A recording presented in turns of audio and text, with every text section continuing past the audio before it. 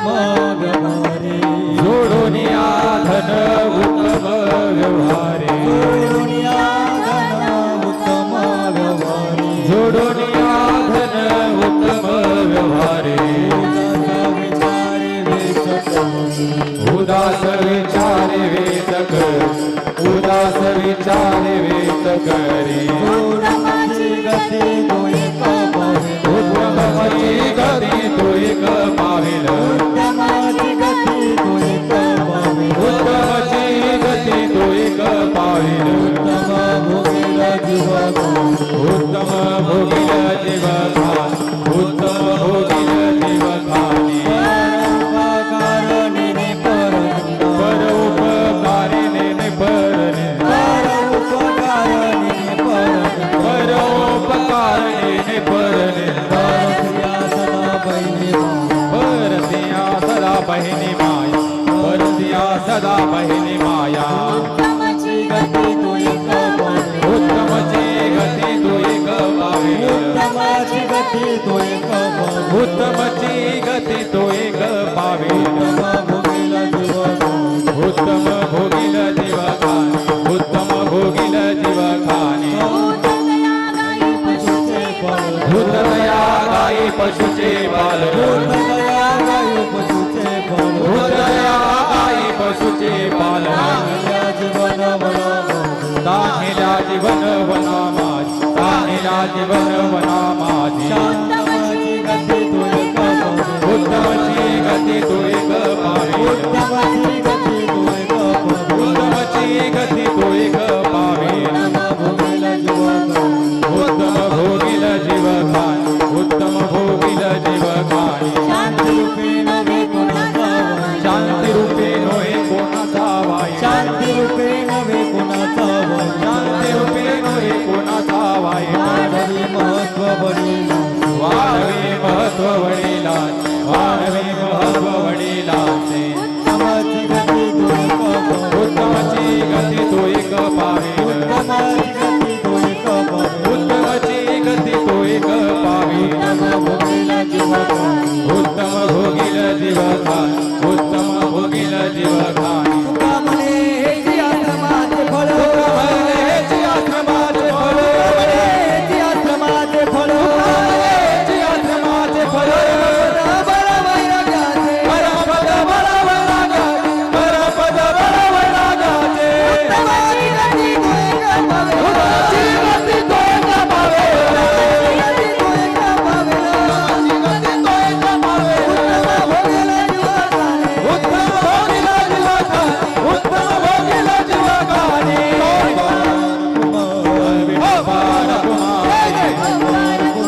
अपार कुमारी अपार कुमारी अपार कुमारी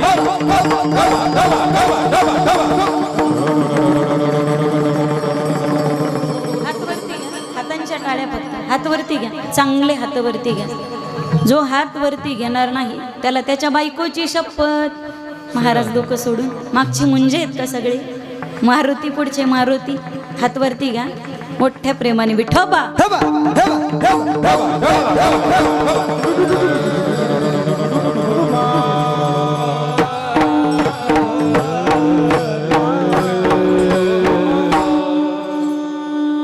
जोडून या धन उत्तम व्यवहारे जोडून या धन उत्तम व्यवहारे उदास विचारे वेच करी उत्तमची गती तो एक पावेल. बोलू नका. उत्तम भोगील जीवखानी पर उपकारिणी परनिंदा परस्त्रिया सदा बहिणी माया उत्तमची गती तो एक पावेल.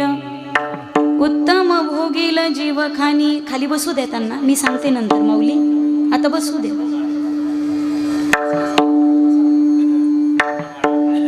भूतदया गाई पशूंचे पालन तान्हेल्या जीवन वना माझी उत्तमची गती तो एक पावेल. उत्तम भोगील जीवखानी शांतिरूपी नव्हे कोणाचा वाईट, वाढवी महत्व वडिलांचे, उत्तमची गती तो एक पावेल, उत्तम भोगील जीवखानी, तुका म्हणे हेची आश्रमाचे बाळ,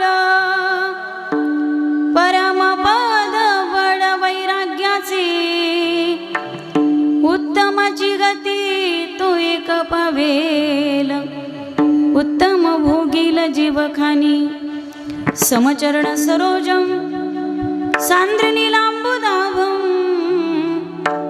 जगननिहित पाणिं मंडनं मंडनानां, तरुण तुलसीमाला कंधरं कंजनेत्रं, सदयधवलहासं विठ्ठलं चिंतया। पांडुरंगा करू प्रथम नमन, पांडुरंगा करू प्रथम नमन, पांडुरंगा करू प्रथम नमन, दुसरे चरण सळताची, पांडुरंगा करू प्रथम नमन, दुसरे चरण सरसातिया।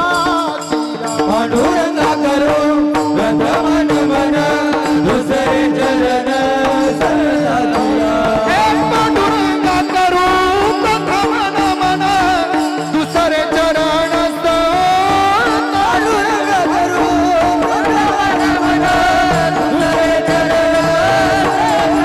सरसातिया। त्यांच्या कृपाने कथे चारितार, कृपाने कथे चारितार,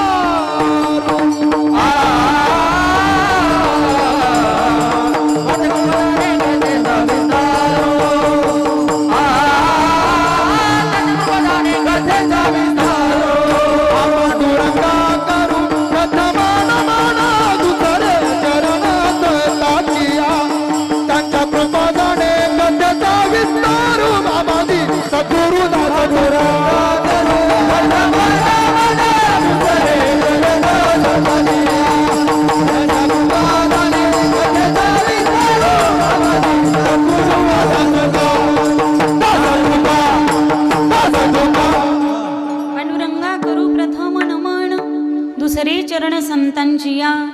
ओम नमो ज्ञानेश्वरा, करुणा करा दयाळा, तुमचा अनुग्रह लादलो पावन झालो चराचरी। ओम शुक्लां ब्रह्म विचारसार परमा मध्यम जगद्व्यापिनीं, विना पुस्तकधारिणीं भयदां जाड्यांधकारां पहां, हस्ते स्फटिकमालिकां विदधती, पद्मासनीं संस्थिता, वन्दे तां परमेश्वरीं भगवतीं, बुद्धिं प्रदां शारदां, जयांची केली या स्मरण, होय सकळ विद्यांचे अधिकरण, तेची वंदू श्रीचरण श्री गुरूंचे, ते नमस्कारोनी आता विठ्ठल विठ्ठल।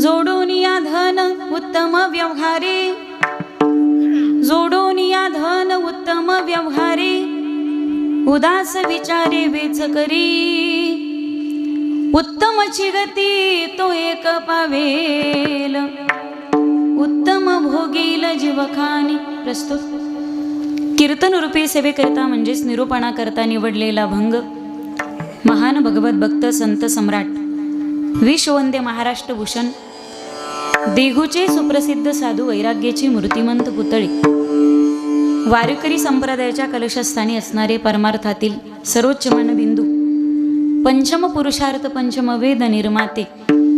या जगताचा संसार सुखाचा व्हावा यासाठी आपल्या स्वतःच्या संसाराची पूर्ण आहुती देणारे जगवंद्य जगमान्य हिंदवी स्वराज्याचे संस्थापक छत्रपती शिवरायांचे श्री गुरु किंबहुना राजांनाही उपदेश करणारे.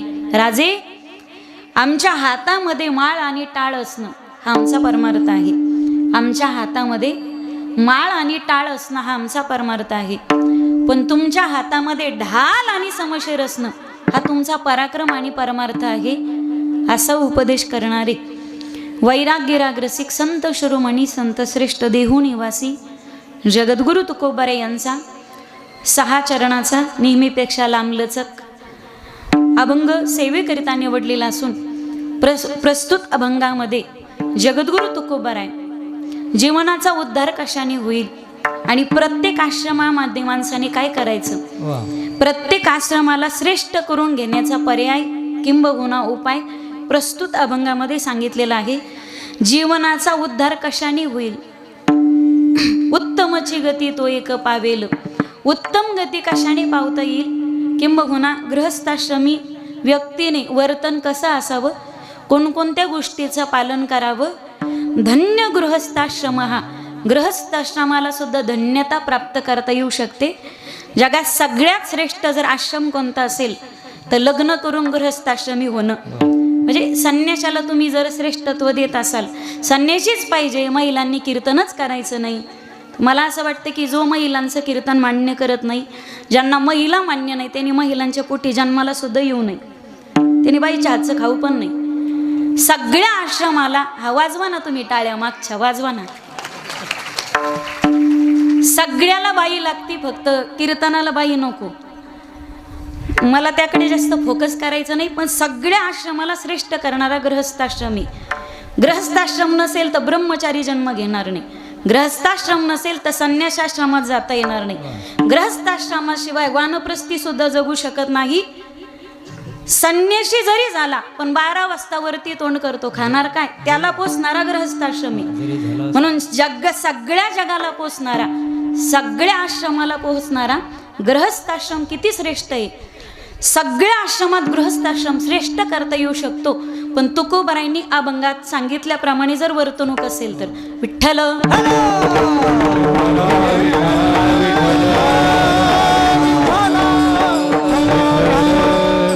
जरी झाला संन्याशी ना, जरी झाला संन्याशी तरी मध्यान्नाशी तोंडवाशी. म्हणजे जरी तुम्ही पुरुष ब्रह्मचारी आश्रमात हाताने करून खात असाल, पण ते पिकवणारा शेतकरी, ते पिकवणारा शेतकरी पण त्याची खुरपण करणारी बाई. माझं बोलणं लक्षात येतंय ना. गहू तुम्ही खात असाल, शेतकऱ्याने पेरले, गिरणीत घेऊन गेला तो पुरुष आहे. तुम्ही पीठ काढून आणलं ना, आश्रमात संन्याशी जरी बनून खात असेल, पण त्याला पाणी देणारी, त्याला खुरपण करणारी, त्याला काढणारी एक महिला आहे. महिलाचा स्पर्श त्या गावाला झालेला आहे. कृपया ज्याला महिला जमत नसेल त्याने अन्न पण खाऊ नये. मग विठ्ठल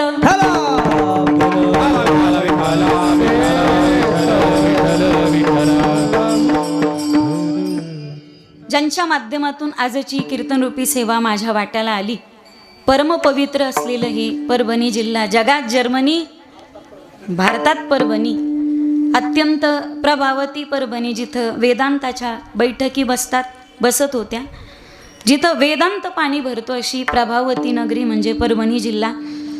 आणि या परभणी जिल्ह्यामध्ये आपलं रायपूर गाव, आणि या रायपूर गावामध्ये म्हस्के परिवाराच्या वतीने आयोजित माऊली कृपाच आहे ना, इकडे सरकरे राजा, हा माऊली कृपा निवास या वास्तुशांतीनिमित्त, गृहप्रवेशानिमित्त ठेवलेला म्हस्के परिवाराने सुंदर हरिकीर्तनाचा, त्यानिमित्त सत्यनारायण महापूजा या आजच्या हरिकीर्तनाचे आयोजक, ज्यांचं एक जीवनामध्ये नवीन काही गोष्टीचा प्रारंभ झाला, नवीन वास्तू बांधली ज्यांनी. प्रत्येकाचं स्वप्न असतं की आपण घर बांधावं, घर असावे घरासारखे, नको तो नुसत्या भिंती, तिथे असावा प्रेम जिव्हाळा, नको तो नुसती नाती.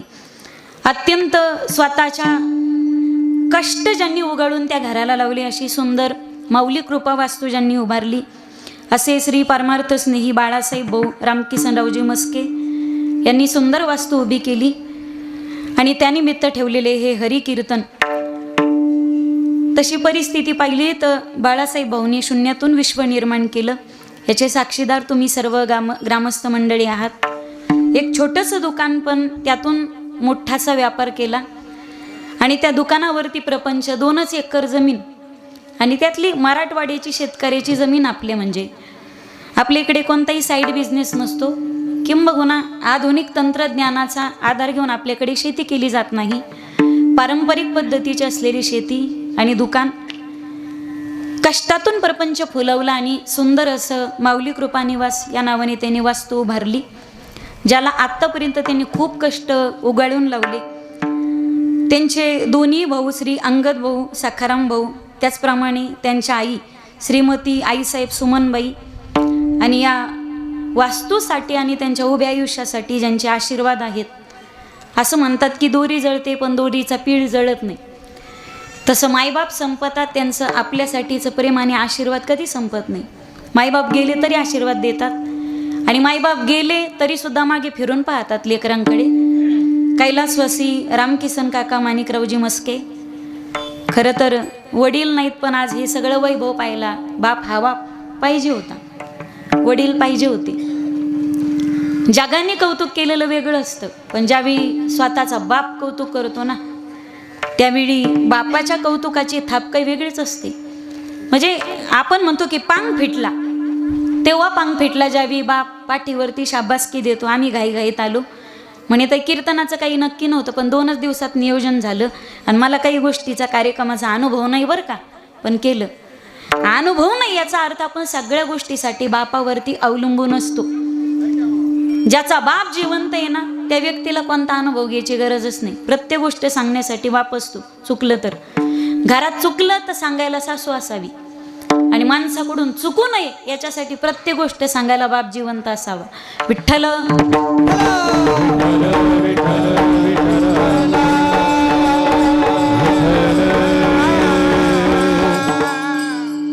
आज वडील जर असते तर वडिलाच्या डोळ्यातून अश्रू आले असते आनंदाचे की लेकानं एवढ्या कष्टातून बंगला उभा केला. आज सगळ्या गोष्टी महाग झाल्या.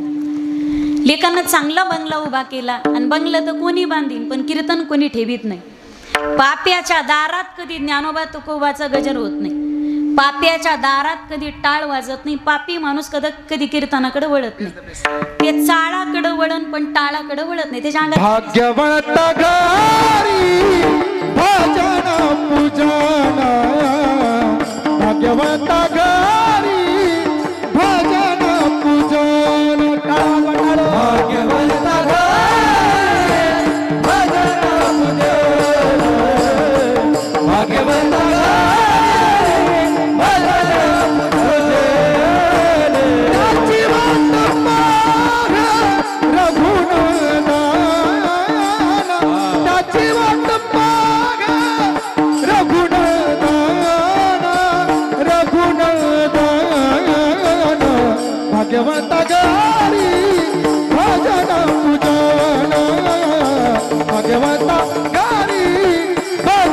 पूजन, भाग्यवंत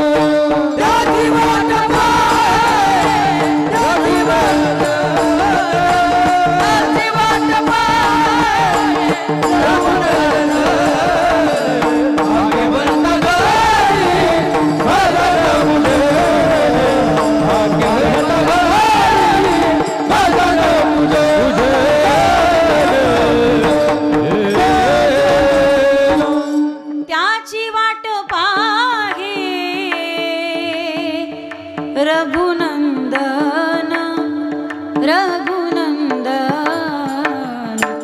भाग्यवंत घरी भजन पूजन, जन्मोजन्मी आम्ही.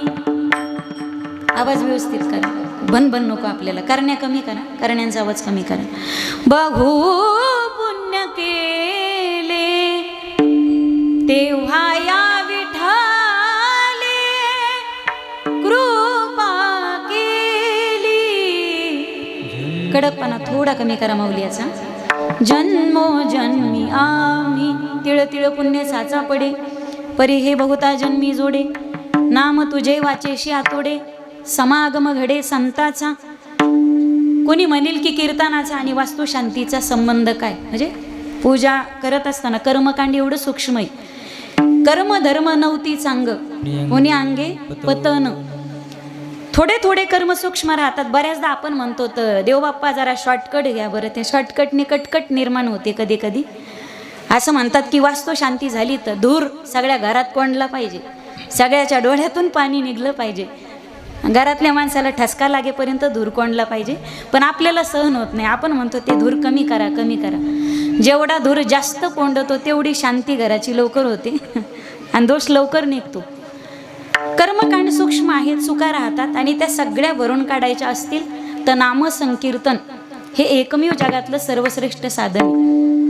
वास्तुशांतीला कीर्तन, 10व्याला कीर्तन, वर्ष श्राद्धाला कीर्तन, 5वीला सुद्धा कीर्तन, बारशाला सुद्धा कीर्तन. नामदेवा पुत्र झाला आणि विठो बारशासी आला, बारशाला सुद्धा कीर्तन. हे लांबची गोष्ट आहे. कोरोनाच्या काळात आम्हाला गोव्यातून फोन आला होता. म्हणजे तुम्ही रिकामे डोके लावू नका कोणी. गोव्यातून फोन आला म्हणे ताई आम्हाला तुमचं कीर्तन करायचं. मी शॉकच झाली. म्हणलं गोव्यात कीर्तन?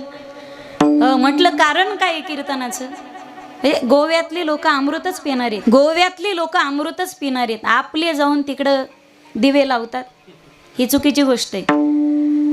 म्हणे कीर्तन ठेवायचं. म्हटलं कारण काय? आम्ही कारण विचारतो ना कशा निमित्त आहे.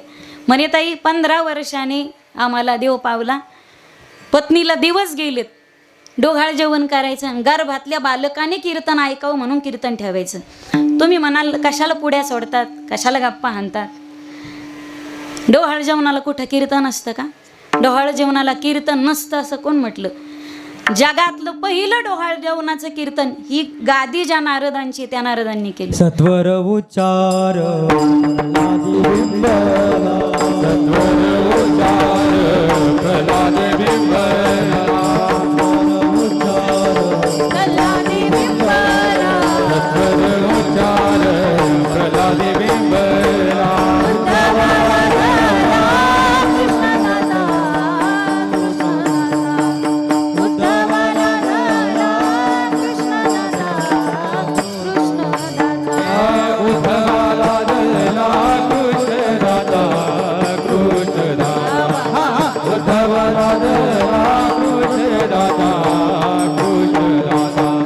सत्वर उच्चार प्रल्हादे बिंबला, उद्धवा लादला कृष्णदाता.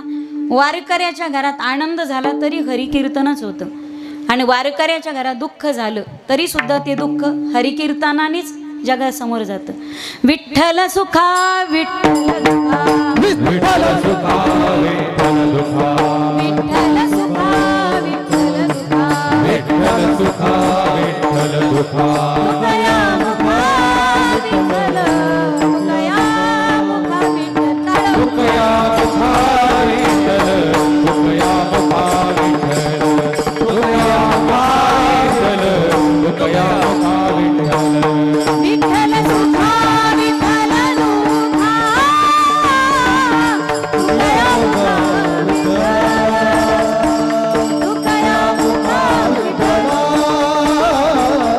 मुखया मुखा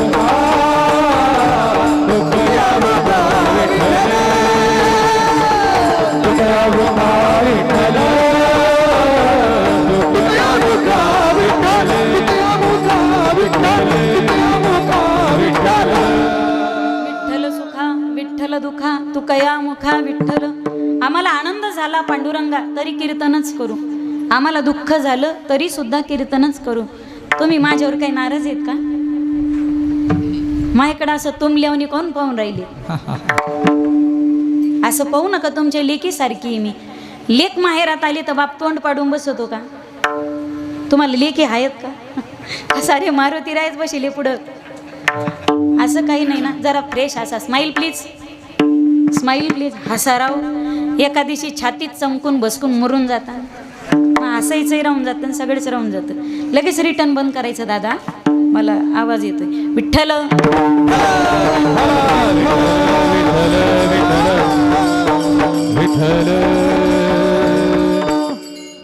कारण कोणतंही असो, वारकऱ्याच्या घरात कीर्तन नाही तर भजनच होत. वैष्णवा घरी सर्व काळ, वा वा वा. वैष्णवा घरी सर्व काळ सदा झणझणती टाळ, सदा झणझणती टाळ, सदा झणझणती टाळ. वैष्णवा घरी सर्व काळ, वैष्णवा घरी सर्व काळ सदा झणझणती टाळ, सदा झणझणती टाळ, सदा झणझणती टाळ, झणझणती टाळ, झणझणती टाळ. कीर्तनाचं आणि आपल्या प्रत्येक कार्यक्रमाचं कनेक्शन काय? तुका म्हणे नाही विश्वास जामनी, पहावी पुराणी विचारोनी. आज काही नवीन नाही, जुन्याच गोष्टी त्याच पुढे फॉरवर्ड करायच्यात. इथं न्यू पेटेंट, इथं नवीन काही घडत नाही, हे जुनंच असतं. पूर्वीही वास्तुशांती होत होत्या आणि आत्ताही होतात. पूर्वीच्या काळी राजे रजवाडे किल्ले वगैरे बांधायचे, त्यावेळी त्या किल्ल्यांच्या सुद्धा वास्तुशांत्या होत होत्या. पण मध्यंतरी यवनांचं आक्रमण आपल्या हिंदुस्थानावरती झालं म्हणून आपले विधी संस्कार सोहळे परंपरा सण उत्सव या सगळ्या गोष्टी आपण विसरलो. वास्तुशांती, गावागावात नवीन घर बांधलं. आता घर बांधण्यासाठी किती प्रयत्न करावे लागतात. जुने माणसं म्हणतात घर पाहावं बांधून, लग्न पाहावं करून आणि विहीर पाहावी खोदून. भाग्यवान असतो तो ज्याच्या शेतामध्ये 2-2 विहिरी असतात. भाग्यवान असतो तो गृहस्थ की ज्याला 2-2 घरं असतात. भाग्यवान असतो तो गृहस्थ त्या घरात राहणाऱ्या. पण डेंजर लोक आहेत तुम्ही. मला वाटलं तुम्ही साधे भोळे येत, तुम्ही तर चॅप्टर निघाले राव. एकच नारीन जगात भारी, एकच. आता ती भेटणं मुश्किल आहे. दुसरीनं करावी बाईल, बंडप फजिती होईल, बोबाट वेषद्वारा जाईल. बाईकांच्या पानवट्या, एका पुरुषा 2 नारी, पाप वसे त्याचे घरी. लोकांना उदाहरणं द्यायची अजिबात गरज नाही. कृष्णाकडे पोचण्याची ताकद होती म्हणून त्याने केल्या. आता एकटीलाच फेऱ्यान लावली, पुरवता पुरवता नाकात दम आला. एकीनच बेजार केलं, दुसरीच्या कशाला गप्पा आणायची. तुका म्हणे नटधारी, तुका म्हणे नटधारी, नटधारी तुका म्हणे नटधारी, नटधारी तुका म्हणे नटधारी. भोग भोगोनी ब्रह्मचारी, भोग भोगोनी ब्रह्मचारी. तुका म्हणे नटधारी, तुका म्हणे नटधारी. भोग भोगोनी ब्रह्मचारी, भोग भोगोनी ब्रह्मचारी. तुका म्हणे नटधारी, तुका म्हणे नटधारी. तुका म्हणी नटधारी, भोग भोगोनी ब्रह्मचारी. अजून तरी लग्नाला बायका मिळतात. मागे बीड जिल्ह्यामध्ये तहसीलवर मोर्चा गेला होता, बुटात कोटात घोड्यावर बसून. आता सरकारने द्यावी अशी गोष्ट आहे का ती बायको?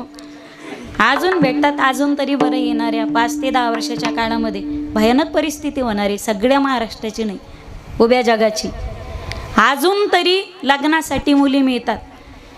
इथून पुढे आजही गावागावामध्ये लोक देवांना जनावरं सोडतात.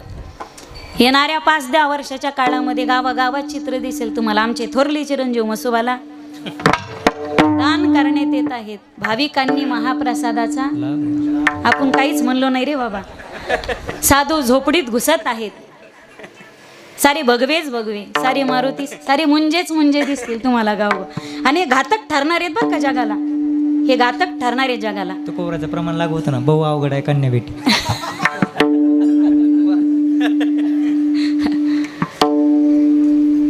सगळ्या संतांनी गृहस्थाश्रमाला श्रेष्ठ का मानले? लग्न करून परमार्थही करा आणि प्रपंचही करा.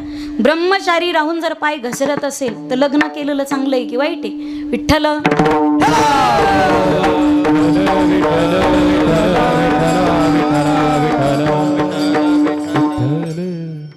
घर पाहावं बांधून, घरासाठी किती परिश्रम असतात. आणि त्या वास्तूची वास्तुशांती. तुम्ही म्हणाल आता ही वास्तुशांती म्हणजे नेमकं काय? कीर्तन करायला आवाज जास्त दिला की त्याची शांती होते. पखवाज वादकाला सगळ्यापेक्षा जास्त आवाज वाढून दिला की त्यांची शांती. गायकाला थोडं पाकिट जास्त दिलं की त्यांची शांती. तसं वास्तुशांती म्हणजे नेमकं काय? मला सांगा, घर बांधतं की घरातली माणसं? मी घरी जाऊ का? मी हानो घेईन बरं का तुमच्या पुढं. घर बांधतं की घरातली माणसं? तुमच्याकडं प्लीज बोला. कोणाला काही सोळावर द्यायचं नाही आपल्याला. दुसरी गोष्ट, मी शुद्ध शाकाहारी, मी काय कोणाला खात नाही. आपल्याकडे घर बांधतं का घरातली माणसं? मग शांती कोणाची झाली पाहिजे? घरातल्या माणसाची झाली पाहिजे ना. भांडणारं घर आहे ना. मग घराची शांती का, वास्तूची शांती का केली पाहिजे? आता समोर देव बाप्पा बसलेत, आधी पूजा केलेली, आता सत्यनारायणाची पूजा करून इकडे आली.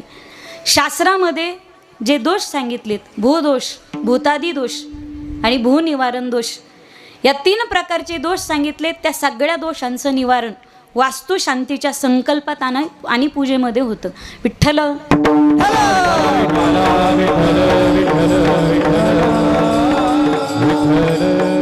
आपण जी जागा घर बांधण्यासाठी निवडतोय, एक 20-25 वर्षापूर्वीचा या जागेचा इतिहास नेमका काय आहे? या जागेमध्ये नेमकं काय झालं होतं?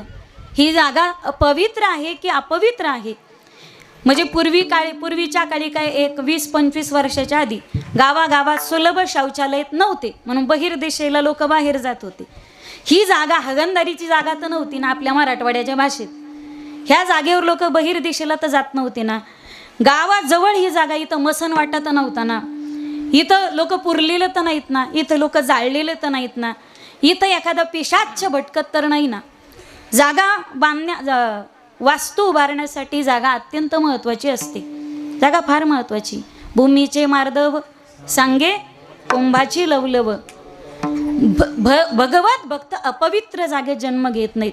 भगवत भक्तांना जन्माला घालण्यासाठी जागा पवित्र लागते. कुस पवित्र लागते, यात काय नवले. ती माती, ती भूमी आणि तो प्रदेश सुद्धा पवित्र लागते. जेथे वैष्णवाचा वास, धन्यभूमी पुण्यदेश, धन्यभूमी पुण्यदेश, धन्यभूमी पुण्यदेश. जेथे वैष्णवाचा वास, धन्यभूमी पुण्यदेश.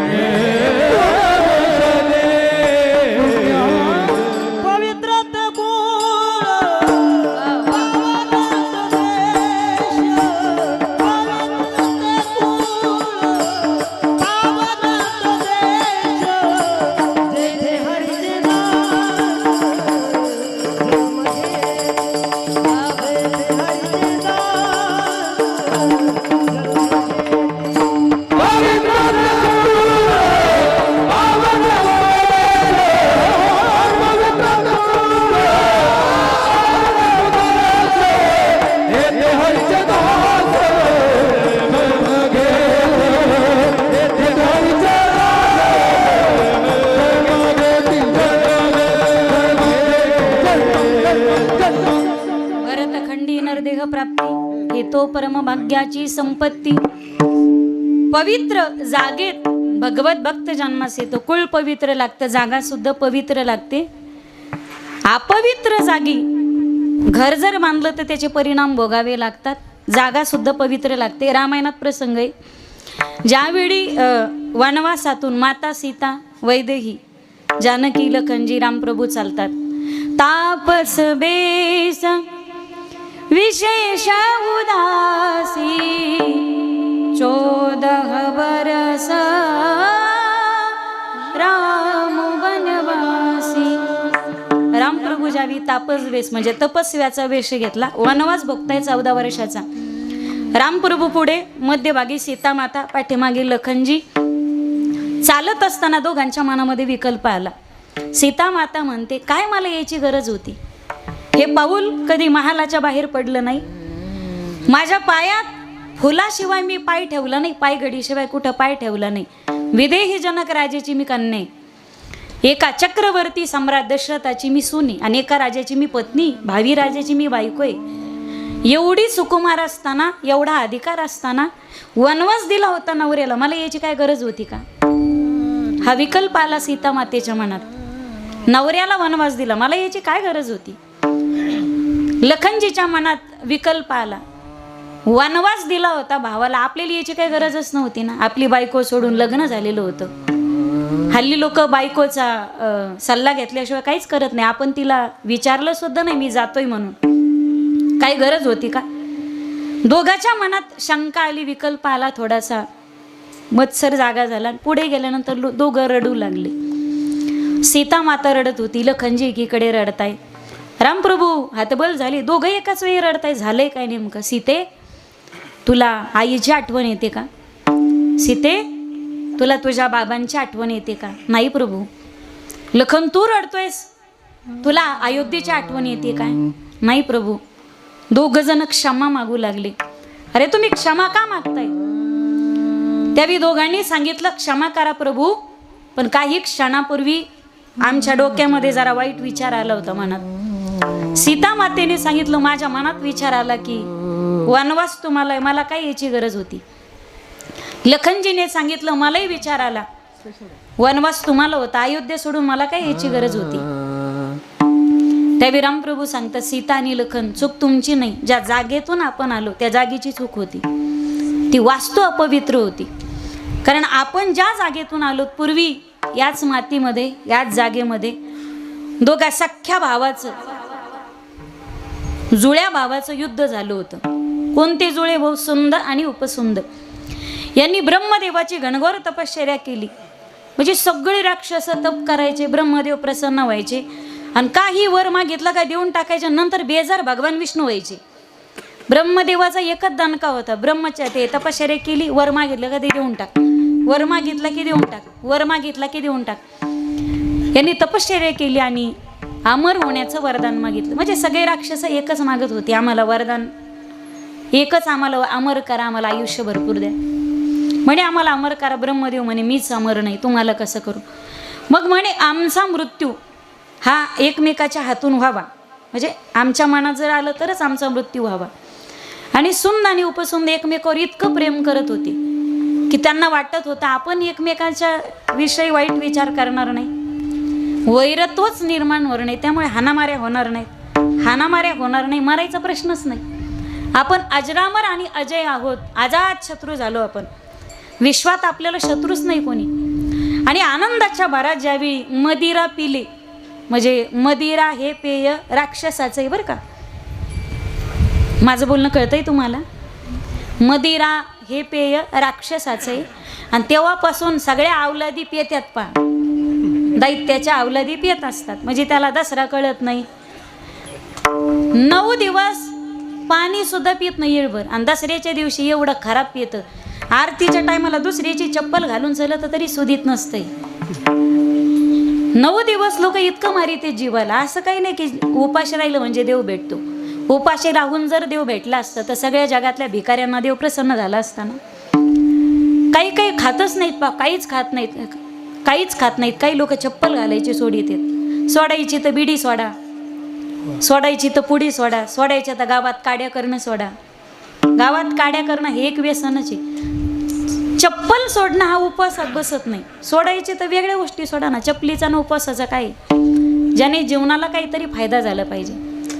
काही लोक 9 दिवस काहीच खात नाही, दसऱ्याच्या दिवशी एवढं खराब खातात. उपवास सोडायलाच काही डेंजर जाती खातात ते, हे चुकीची गोष्ट आहे. देवीने बळी मागितलाय कामक्रोधाचा, लोभ अहंकार मत्सराचा बळी मागितलाय. आपण दुसऱ्या गोष्टीचा देतो, पण देवीला वाहत आपण खुरं वाहते ते, जे याला दातानं चावत नाही. विठ्ठल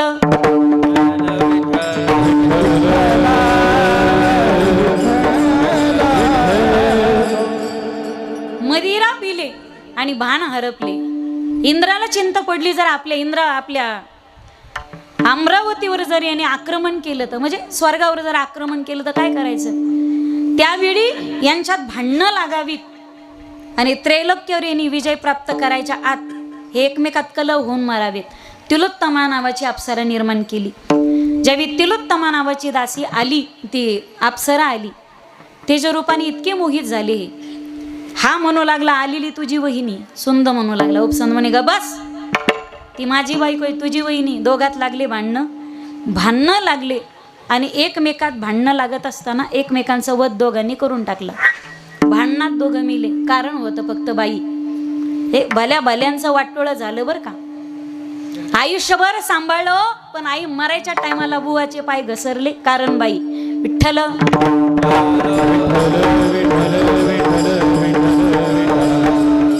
धडक मारली मारली शंकरा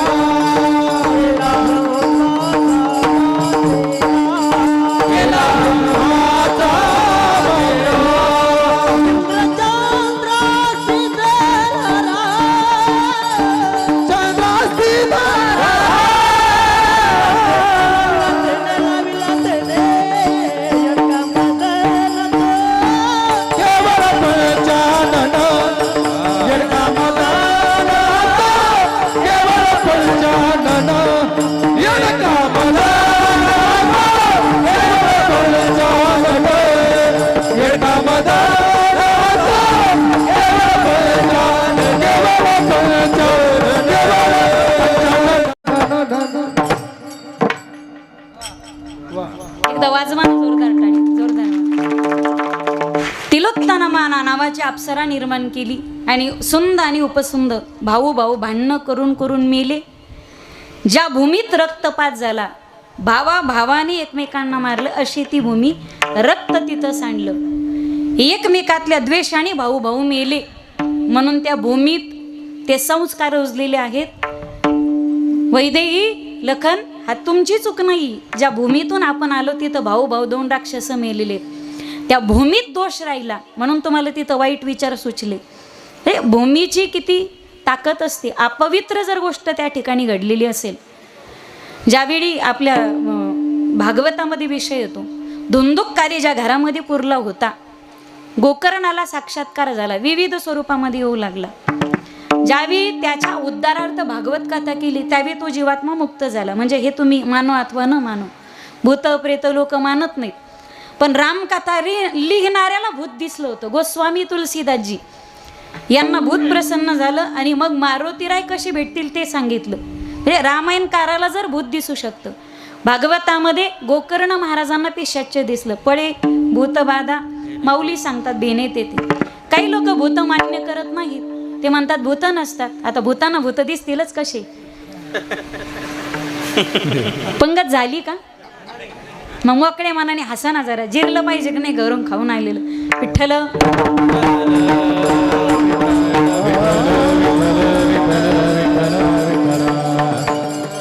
जी जागा अपवित्र असते, वास्तूचाही दोष असतो आणि वस्तूचा सुद्धा दोष असतो बरं का.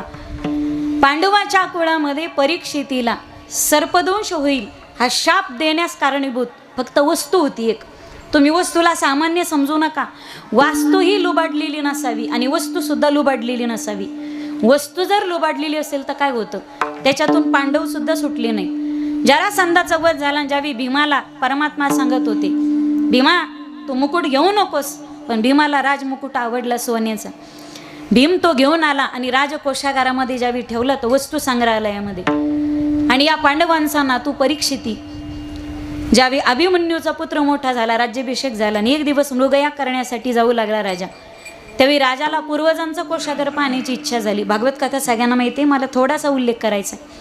परीक्षितीने घालू नये पण घातला तो जरासंधाचा मुकुट. कलीने प्रवेश केला त्या सोन्याच्या मुकुटामध्ये. म्हणजे प्रयत्नांनी आणि पराकाष्ठेने घाम गाळून जर मिळवलेलं सोनं असेल तर त्यामध्ये देवाचं वास्तव्य. धातूनाम अस्मि कांचन. आणि लोकांचं रक्त गाळून जर कमवलेलं सोनं असेल, लोकांना लुबाडून लोकाचे अश्रू गाळून जर मिळवलेलं सोनं असेल तर त्यामध्ये कलीचं वास्तव्य असतं. कलीने डोक्यात प्रवेश केला, सोन्यातून डोक्यात प्रवेश केला. मती पलटली, दृष्टी बदलली की सृष्टी बदलली असते. शिकारीला न जाणारा राजा शिकारीला गेला, पाणी मिळालं नाही, शमिकांच्या आश्रमात गेला, मेलेला सर्पबाणाच्या टोकावर घेतला, गळ्यात घातला. शाप दिला शमिक पुत्र शृंगीने, ज्याने कोणी हे कृत्य केलेलं असेल येत्या 7 दिवसाच्या आत त्याचा मृत्यू तक्षक सर्पदंशाने होईल. राजा पवित्र होता, पांडवांचा वंशज होता, पराक्रमी होता, महारथी होता, जाणता राजा होता, पण तरी सुद्धा साधूच्या शापाने सर्पदंशाने मारावं लागलं. याला कारणीभूत लुबाडून आणलेली वस्तू होती, ती म्हणजे जरासंधाचा मुकुट. विठ्ठल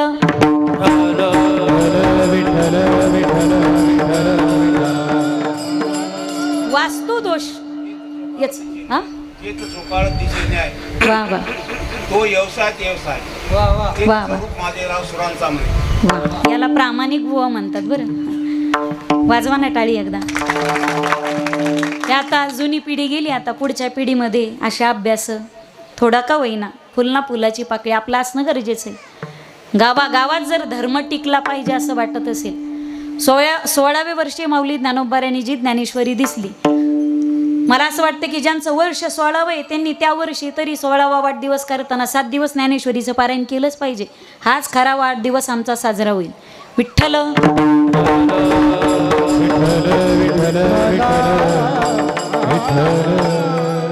वास्तुदोष.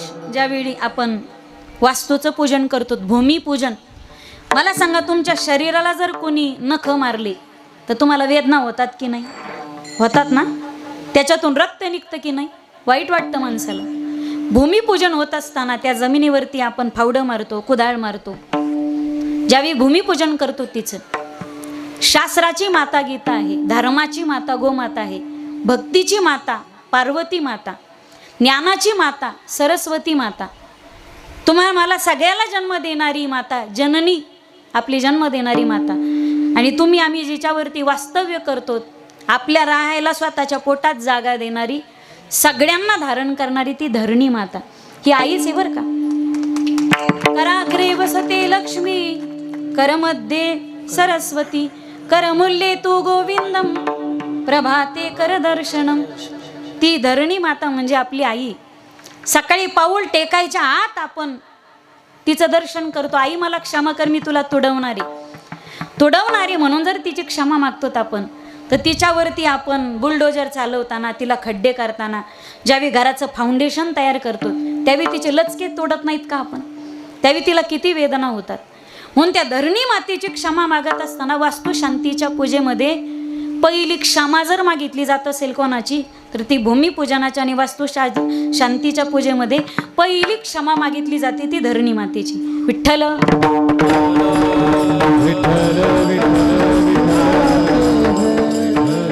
अजूनही शास्त्राची पद्धत आहे. जागा पवित्र अपवित्र कशी शोधायची? 3 बाय 3चं खड्डं खांदायचं चौकोनी, त्याच्यात काठोकाठ पाणी भरून ठेवायचं आणि दुसऱ्या दिवशी पाहायचं. पाणी जर जिरलं नाही तर जागा उत्तम, अर्ध जिरलं तर जागा कनिष्ठ, आणि पूर्ण जर पाणी जिरलं तर जागा ती बांधकाम करण्यासाठी मध्यम स्वरूपाची, कनिष्ठ स्वरूपाची असते.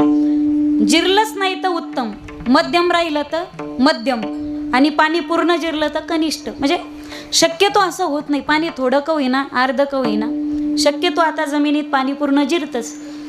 म्हणजे जागा मध्यम उत्तम ही शोधायची कशी. हा झाला भूदोष. त्यानंतर मग आता सगळं फाउंडेशन तयार केलं, पायाभरणी झाली, बेड तयार केलं. घर बांधण्यासाठी अनेक वस्तू येतात आणि अनेक ठिकाणावरून येतात. जागा बांधण्यासाठी, घर बांधण्यासाठी खोदकाम झालं. त्यानंतर आलं सिमेंट आलं, त्यानंतर खडी आली, वाळू आली. बरं, वाळू आणली जाते ती कशाची आपल्या घराला? नदीची, गंगेची, समुद्राची. आणि बहुतांश आपण सगळे अस्थि विसर्जन करायला कुठं जातो? नदीत, गंगात, समुद्रात. बऱ्याचदा काय होतं की पाण्याच्या लाटांनी अस्थि विसर्जन जे आपण करतो, पाण्याच्या लाटांनी ज्यावेळी अस्थि त्या खाली जातात जमिनीत आणि वाळूचं, दगडाचं आणि त्यांचं घर्षण होतं, त्यावेळी घर्षण होऊन त्या दगडाचं, त्या अस्थिंचं पीठ होतं. आणि आपण ज्यावेळी ती घरी वाळू आणतो त्यावेळी मेलेल्या माणसाच्या हाडाचा चुरा, त्या हाडाचं पीठ, त्याचे असे कारंजे तयार होतात आणि वाळू सगट आपल्या ते घरी येतात. वाळू सगट मेलेल्या माणसाच्या हाडाची भुकटी आपल्या घरी येते. आणि बऱ्याचदा काही गुणधर्म जुळले तर पिशाच्य बाधा तिथं होण्याची शक्यता असते. म्हणून आणलेली आपण वाळू ही नदीची असते, मेलेल्या माणसाची हाडं त्या वाळू सगट आपल्या घरी येतात. दुसरी गोष्ट म्हणजे वाळू सुद्धा अशुद्ध असते. त्यानंतर आपण खडी आणतो. आणि खडी कशाची बनवली जाते? खडी, मला असं वाटतं तुम्ही आत्ताच फॉरेनमधून आलेत का काय? म्हणजे सगळं मलाच माहिती आहे का काय? खडी कशाची होते? दगडाची. आणि मंदिरामध्ये बसवली जाते ती मूर्ती पण कशाची असते? दगडाची. डायरेक्ट मूर्ती उचलून आपण मंदिरात बसवतो का? देवबाप्पा त्याची काय होते? प्राणप्रतिष्ठा. किती दिवस पूजा चालते? 3 दिवस. एकदा पाण्यात ठेवली जाते, धान्यात ठेवली जाते, हा, धान्य निवास, जलनिवास आणि 3 काहीतरी पूजा असते ना, 3 दिवस ठेवली जाते ती. तिच्यात मूर्ती प्राण प्रतिष्ठित करावा लागतो तिच्यात. त्यावेळी त्या दगडाला देवस्वरूप प्राप्त होतो. नाही तर मग तिच्यामध्ये ती निगेटिव्हिटी जी म्हणतात, उदासीनता त्या दगडामध्ये सुद्धा आलेली असते. दगड तोच असतो पा. दगडाची काही खडी होते, एका दगडाची पायरी सुद्धा होते आणि एका दगडाची मूर्ती सुद्धा होते. काहींच्या पायावर फुलं पडतात, काहींच्या पायावर फुलं पडतात, काहींच्या डोक्यावर पाया असतात तर काहींच्या पायावर डोकं असतं. दगड तेच येत ना. ज्या दगडाला वाटतं आपला देव व्हावा, मूर्ती व्हावे, टाकीचे घाव सोसल्याशिवाय दगडाला देव पण येत नाही. दगडाची ज्यावेळी खडी तयार होते त्यावेळी त्या दगडावरती आघात केले जातात आणि त्याच्यामध्ये अग्रेसिव्हनेस जो प्राप्त होतो, उदासीनता, वैमनस्य, दुर्मनस्य जे प्राप्त होतं, त्या दगडावरती आघात केले जातात. म्हणजे दगडावरती सुद्धा प्रक्रिया होते ना. दगडात जीव जरी नसतो पण दगडाची मूर्ती होते, नंतर त्याच्यात जीव आणतो आपण. म्हणजे त्या खडीमध्ये सुद्धा उदासीनता असते, त्या वाळूमध्ये सुद्धा दोष आहे, खडीमध्ये सुद्धा दोष आहे. आपण जे लोखंड टाकतो ना, स्टील, ज्यावेळी त्या लोखंडाचे गज बनतात त्याला 1000 डिग्री अंश सेल्सिअस पर्यंत, 1000 डिग्री सेल्सिअस पर्यंत लोखंड तापवलं की लोखंड वितळतं. पाण्याला उकळी आणण्यासाठी 100 डिग्री सेल्सिअस तापमान लागतं, पण लोखंड जर वितळवायचं असेल तर त्याला 1000 डिग्री सेल्सिअस तापमान लागतं. लोखंडापासून ज्यावेळी गज तयार होतो त्यावेळी त्या गजाला तापवलं जातं, त्याच्यावर प्रक्रिया म्हणते. म्हणजे त्याच्यावरती आपण अन्यायच करतो ना त्या लोखंडावर, त्याच्यामध्ये सुद्धा उदासीनता आणि दोष उत्पन्न होतात. आपल्या घराला आपण ज्या चौकटी लावतो, ज्या खिडक्या लावतो, लाकडाच्या जर असतील तर लाकडं कशापासून प्राप्त होतात? कशापासून? झाडापासून. आणि झाडं सजीव आहेत की निर्जीव आहेत? झाडं सजीव आहेत ना. एक जगदीश चंद्र बोस नावाचे संशोधक होऊन गेले, शास्त्रज्ञ. त्यांनी निष्कर्ष काढला की झाडं सुद्धा माणसासारखे सजीव आहेत. त्यांना तुम्ही विष दिलं तर झाडं मारतात. फवारणीच्या वेळेला औषध प्रमाणापेक्षा जास्त घेऊन पहा, सगळं पीक जळून जातं. म्हणजे झाडं सुद्धा सजीव आहेत. आणि ज्यावेळी त्या झाडापासून लाकूड मिळवायचं, त्या झाडावरती आघात केले जातात. आपल्याला जर कोणी चाकू मारला, सुरी मारली, चाकू लागला, थोडासा ब्लेड लागली तर रक्त येतं, आपल्याला राग येतो, त्याचा माणूस रडतो. ज्यावेळी झाडावरती आपण कोराडी चालवतो त्यावेळी झाडांना रडू येत नसेल का? झाडं सुद्धा रडतात. झाडांना येणारा डिंक, जिथं कुऱ्हाड लागते तिथून आपल्याला रक्त येतं, तसं झाडांना तिथून डिंक येतो, झाडं रडतात. घाऊ घाली का लावणी जायने केली, दोघा एकचे ते सावली वृक्ष जाईसा. केवढे झाडांचे उपकार आहेत. झाड सजीवेत म्हणून तर तुकोबारायांना म्हणावं लागलं, वृक्षवल्ली आम्हा सोय रे वनचरे, वृक्षवल्ली आम्हा सोय रे वनचरे, पक्षी सुस्वरे हळूहळू आळवीती, वृक्षवल्ली आम्हा सोय रे वनचरे, वृक्षवल्ली आम्हा सोय रे वनचरे, येणे सुखे रुचे एकांताचा वास, नाही गुण दोष अंगा येती, वृक्षवल्ली आम्हा सोय रे वनचरे, आकाश मंडप पृथ्वी आसन रमे तेथे मन क्रीडा करी. झाड सजीवेत आणि त्या सजीव झाडांचा लाकूड कापत असताना त्यावर माणसं आघात करतात, त्यांना तोडतात, त्यांना कापतात, त्यांचा जीव घेतात. आणि जिवंत झाड ज्यावेळी कापतो त्यावेळी त्या लाकडांमध्ये सुद्धा उदासीनता, निगेटिव्हिटी प्राप्त होते. म्हणजे जिवंत झाड कापणं म्हणजे मला कधी कधी काही गोष्टींचं वाईट वाटतं. लोक मौतीला गेले तांगुळ करते, प्राणी आणि पक्षी मरून खाते, त्यावेळी लोकांना काहीच वाटत नाही. मांसाहार करताना लोकांना काही वाटत नाही, मौतीला गेलं का आंघोळी करायचा सुबुडा राहतो लोकांचा. हे कोणत्या याच्यात बसवायचं, नेमकी कोणत्या सूत्रात बसवायचं. झाडापासून लाकूड मिळवतो त्यावेळी त्या झाडावरती, त्या लाकडावरती सुद्धा काप करत त्याची काटणी छाटणी करत असताना त्यावरती विविध प्रकारच्या प्रक्रिया होत्यात, कापणं, त्याला करातीने, म्हणजे त्याच्यामध्ये सुद्धा दोष प्राप्त होतात. आणि तेही जाऊ द्या, मिस्त्री ज्यावेळी घराचं बांधकाम करतो त्यावेळी तो बिड्या उडून त्याला आपण काय म्हणू शकतो का, त्याचं ते व्यसन आहे. समजा बांधकाम करत असताना मिस्त्रीच्या भावनात कामभावना जर जागृत झाली तर त्याचे ते दोष आपल्या घरात उत्पन्न होतात. असे अनेक प्रकारचे दोष आहेत.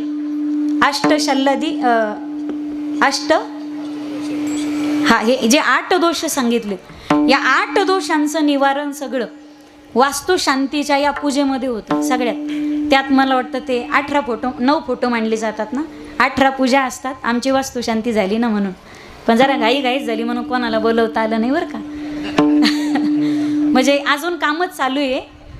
सगळं काम झालं की उन्हाळ्याच्या सुट्टीत बोलू तुम्हाला. म्हणजे आमच्या पोरी एकदा घरी नेऊन घातले की संस्थेमध्ये मुली आहेत आणि एवढ्या सगळ्या मचाळ्यात वास्तुशांती. रोज तसं अन्नदान घरामध्ये होतं, वास्तुशांती करणं गरजेचं होतं. पुढं मग चातुर्मास चालू होतो तर म्हणून जरा घाई गैरबडीत केली, कोणाला कळवलं नाही. केलं की सगळ्यांना कळवा, विठ्ठल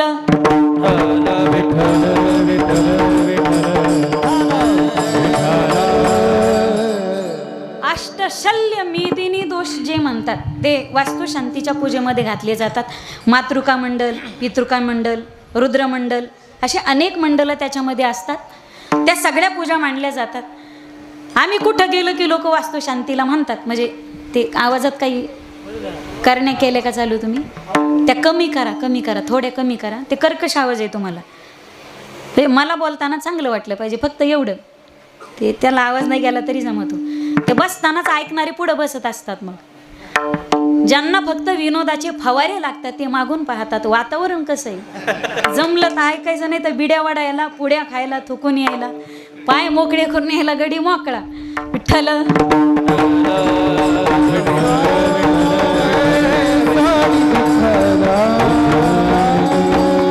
काही ठिकाणी गेलं तर लोक म्हणतात, ताई कस काय आपली पूजा बरोबर आहे ना. म्हणलं हो, तांदळाचा रंग चांगला आहे,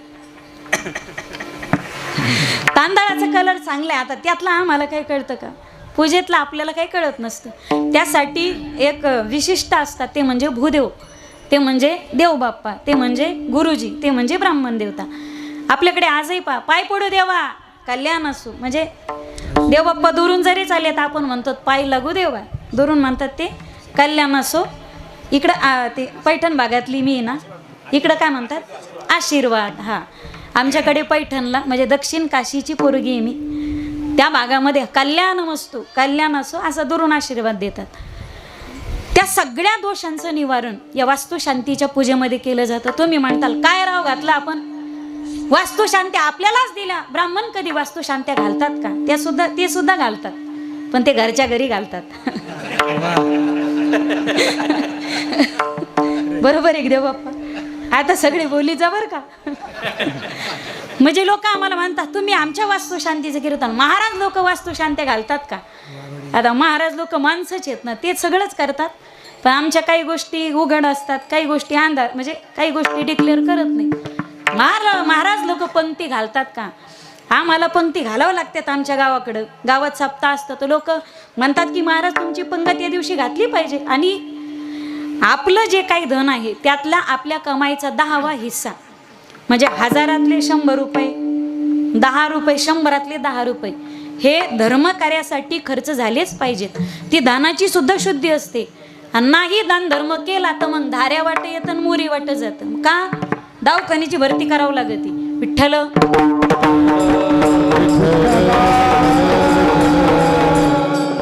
ज्याला मरेपर्यंत शुगर बीपीची गोळी चालू होऊ नये, किंवा गोळ्या जरी चालू आहेत पण त्रास होऊ नये, मरेपर्यंत गोळ्या खाऊन चांगलं जगावं, गोळ्या खाऊन लाडू खाऊन चांगलं जगावं असं वाटत असेल त्याने उभ्या आयुष्यात फक्त अन्नदानावर भर द्यायचा. अन्नदानासारखं दान या जगाच्या पाठीवरती दुसरं कोणतंच नाही. भुकेल्याला अन्न आणि तहानलेल्याला पाणी, या पलीकडचा धर्मच जगात कोणता नाही. तुम्ही म्हणताल फक्त वास्तुशांत्या तुम्ही आमच्याच मागं लावून दिल्यात. वास्तुशांत्या पुराणात उल्लेख आहे.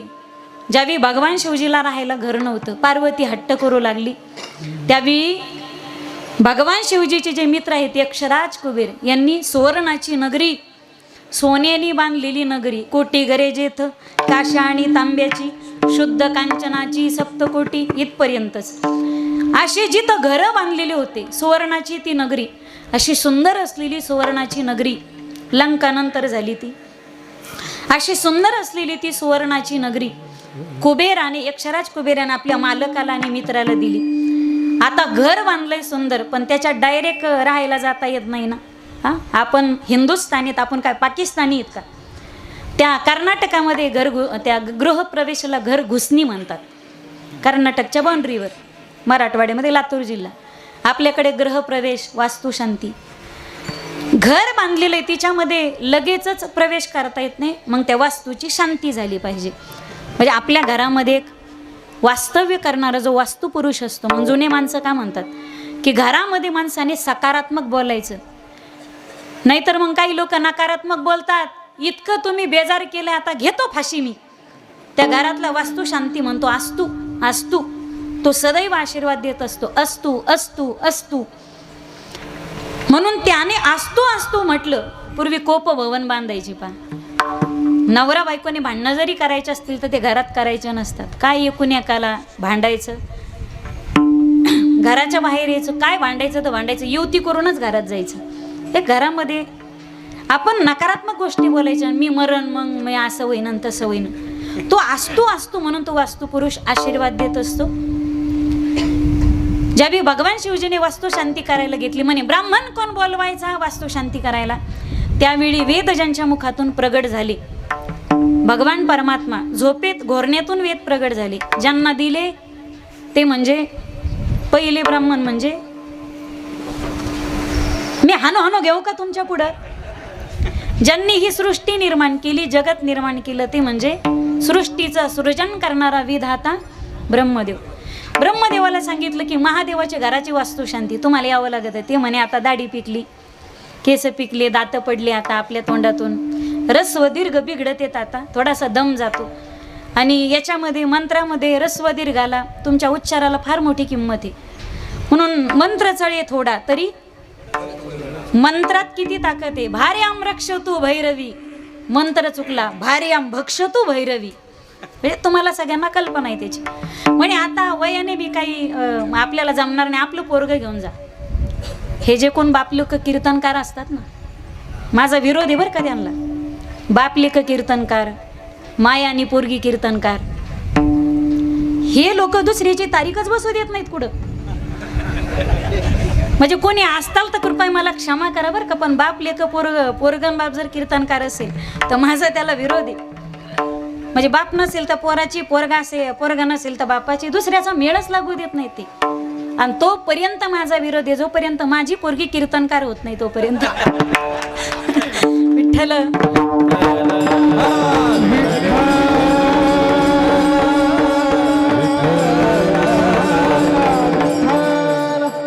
ब्रह्मदेव म्हणे पुलत्स नावाच्या ऋषींना घेऊन जा. पुलत्स म्हणे आपलं जमत नाही, आपल्या पोराला घेऊन जा. पुलत्स याचे पुत्र विश्राव ऋषी ब्राह्मण होते. विश्राव म्हणे आपला पोरगा चांगली पूजा करतो, आता तो चांगला पंडित झालाय, चांगला पंडित झालाय आपला पोरगा, हुशारी विद्वानी महाज्ञानी पंडित आहे. म्हणून विश्राव ऋषीचा पुत्र म्हणजे रावण हा ब्राह्मणाचा पुत्र आहे. मायजरी काही कशी त्याची दैत्य कुलातली होती, पण वडील त्याचे ब्राह्मण होते, म्हणून रावण ब्राह्मणामध्ये मोडतो.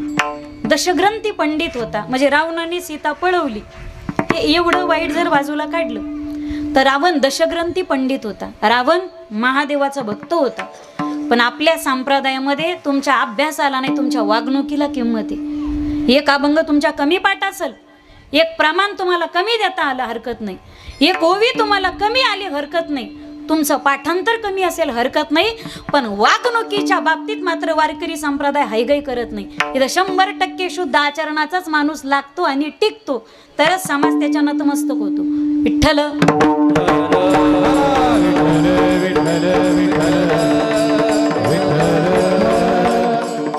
रावणाने जे शिव तांडव स्तोत्र रचलं त्या तोडीचं आणि तितक्या उंचीचं जगात शिवस्तुती आणि तांडव स्तोत्र कोणाला रचता आलं नाही. जटाटवी गलज्वलम प्रभाव पावितस्थले गले वलंब्य लंबितां भुजंग तुंग मालिका डमड डमड डमड डमन निदान वड्डमर्यम कारतंड तांडवम तनोतुन शिव शिव तनोतुन शिव शिव तनोतुन शिव शिव.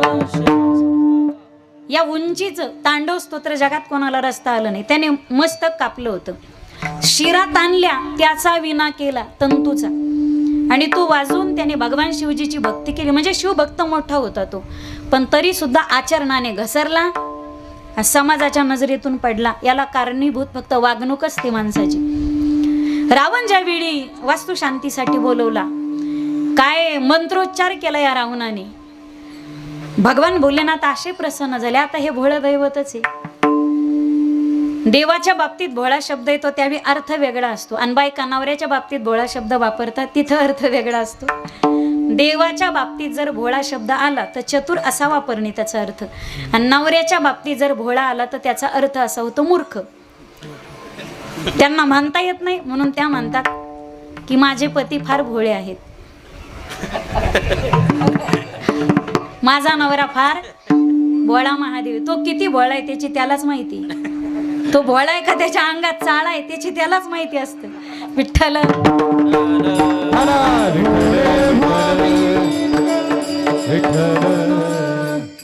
भोलेनाथ प्रसन्न झाले आणि रावणाला म्हणतात, पंडितजी, ब्राह्मण बुवा, भूदेव, तुमची पूजा आपल्याला इतकी आवडली, तुमच्या पूजेवर मी प्रसन्न झालो, आणि प्रसन्न होऊन मी तुम्हाला वरदान देतो. वरम ब्रूयात वर मागा.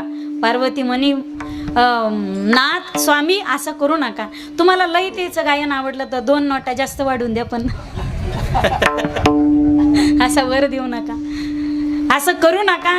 हे चॅप्टर बघता असतात, स्वामी वर देऊ नका. पण भोळा दैवत शिव भोळा चक्रवर्ती, त्याचे पाय माझे चित्ती. भगवान भोलेनाथाने सांगितलं, ब्राह्मण बुवा, तुमच्या वास्तू शांतीवर प्रसन्न झालो, मागावर काय मागायचं तर. तेवी रावण म्हणे, भोलेनाथ एवढेच प्रसन्न आहे, जिच्या वास्तू शांतीसाठी आलो ती वास्तू देऊन टाका ना मला. तथास्तु. ती वास्तू देऊन टाकली. म्हणून लंका आधी भगवान भोलेनाथाची होती, पण रावणाने ती कपटाने घेतली. रावणाने भोळेपणाचा गैरफायदा घेतला.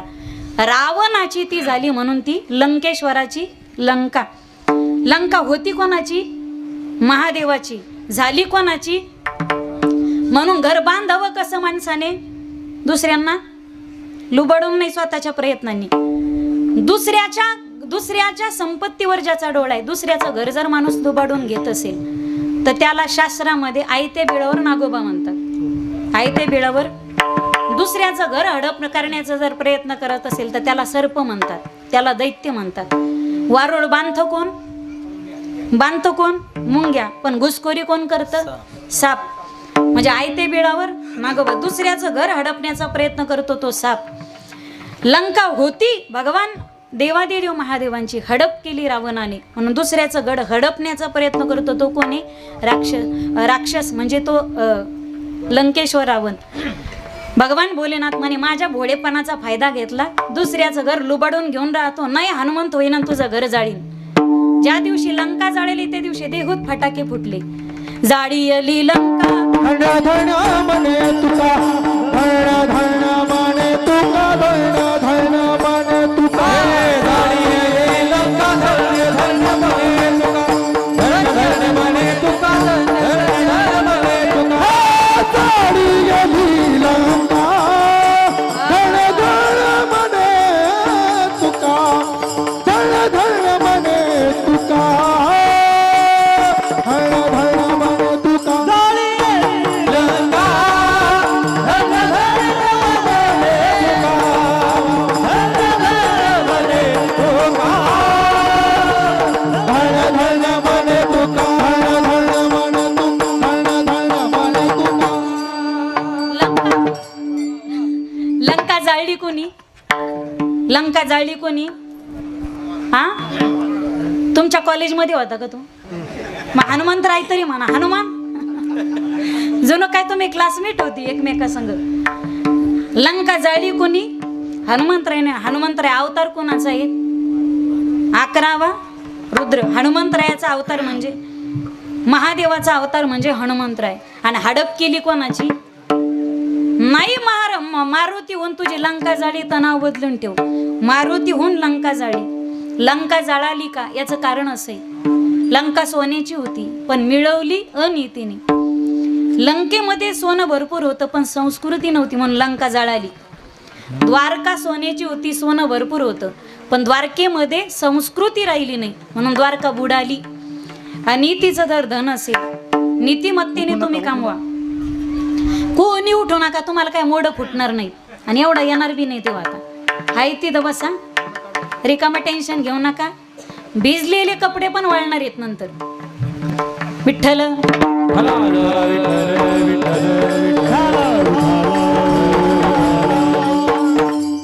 लक्ष्मी नीतीची असेल तर ती धोका देत नाही आणि अनितीने कमवलेलं धन दाऱ्या वाट येतं मोऱ्या वाट जातं. आपल्या पैशात देता देवविता नेता नेवविता. सत्कर्माने कमवलेली जर कुंजी असेल, काही काहीच पहा तुम्ही, त्याचा अख्खा महिना 5,000मध्ये 3,000मध्ये 4,000मध्ये कडीला जातो. पण लुबाडून जर खिशामध्ये धन असेल तर आज आणलं की उद्या घरातल्या सगळ्या गोष्टी संपतात. याचा अर्थ कष्टाने जर कमवलेली वस्तू तिची किंमत असते. आपल्या खिशामध्ये पैशाचा खळखळाटच असावा असं काही नाही. आपल्या खिशात पैशाचा खळखळाट असावा. तिकडं माईक देऊ का मी? आई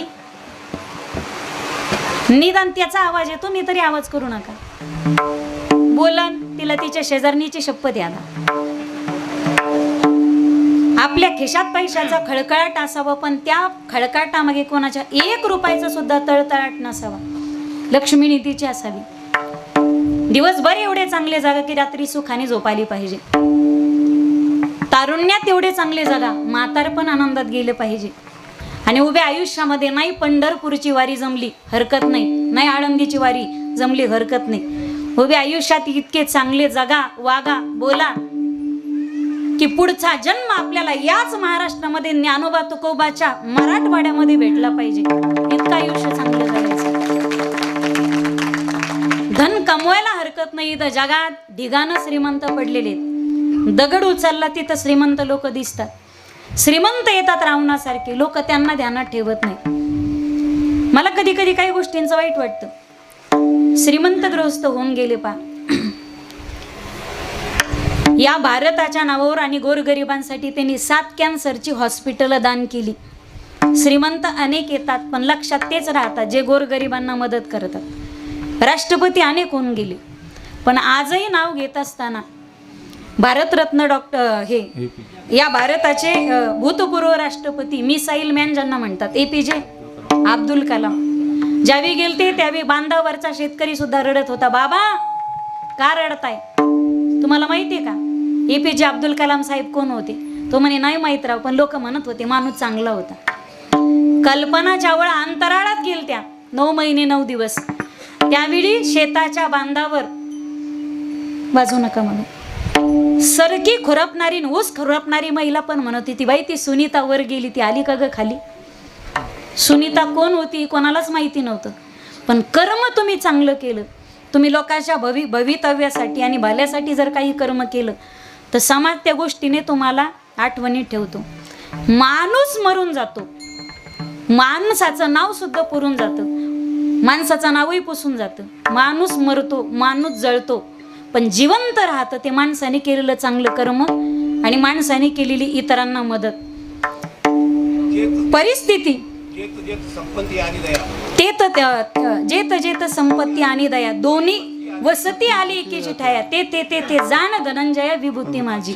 माऊली सांगतात, ज्याच्या खिशात नोटा आणि ज्याच्या अंतकरणात कळवळ आहे तो देव नाही, तो माणूस नाही, तो देव आहे, तो माझीच विभूती.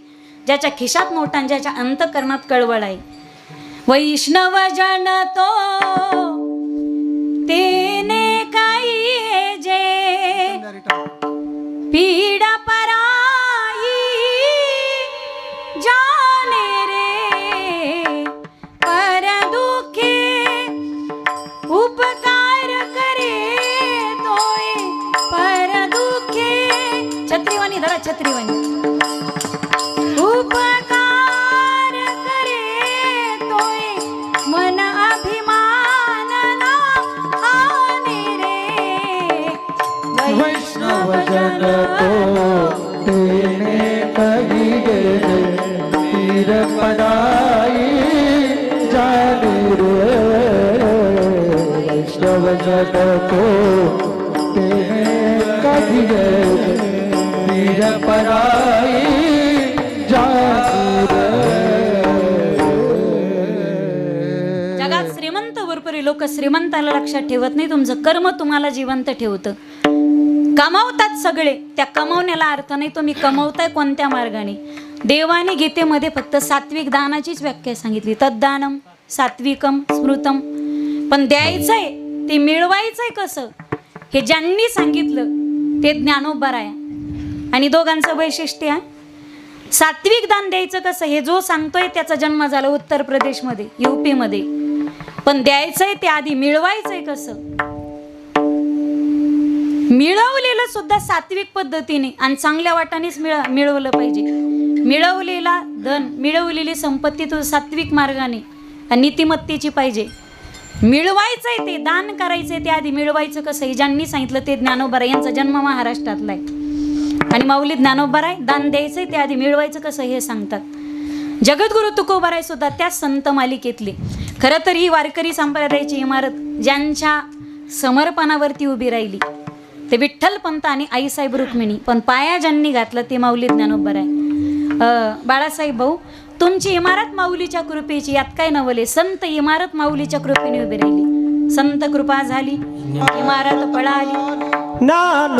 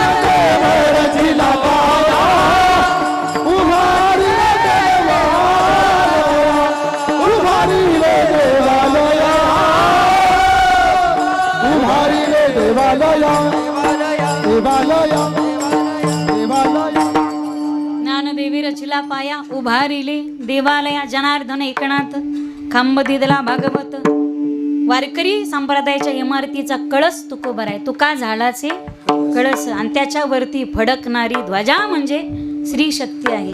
बहिणी म्हणे फडकती ध्वजा निरूपण केले होजा. वारकरी संप्रदायाच्या इमारतीचा पाया ज्ञानोबर आहे, कळस तुकोबर आहे, पण त्याच्यावरती फडकणारी ध्वजा म्हणजे बहिणाबाई, श्री संत बहिणाबाई कुलकर्णी. त्याच्यावरती फडकणारी ध्वजा सुद्धा श्री शक्ती. विठ्ठल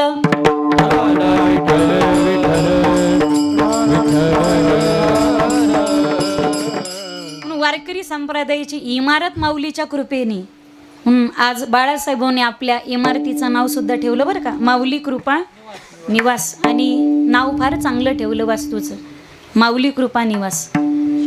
धन सगळेच कमवतात पण गृहस्थाश्रमामध्ये गृहस्थाश्रमी व्यक्तीने ते धन कमवायचंय ते कोणत्या मार्गाने